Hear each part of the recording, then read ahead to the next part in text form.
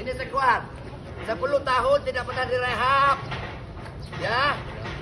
10 tahun tidak pernah direhab. Ini hancur.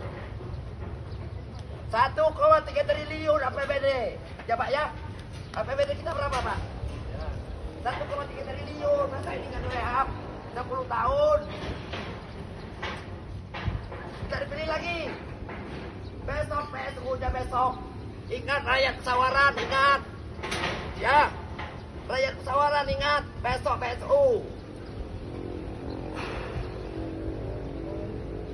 Gila semuanya. Hancur, menderita rakyat Pesawaran.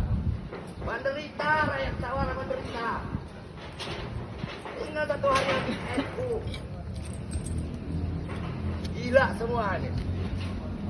Gila, gila. Anggaran pembangunan 800 miliar. Masa ngerehab ini nggak bisa? Bisanya ngerusak. Bisanya ngancurin. Pimpin apa ini? Ini bukti. Jangan lagi dipilih-pilih orang-orang pendatang itu ya. Pilih putra daerah. Padahal pulang dulu.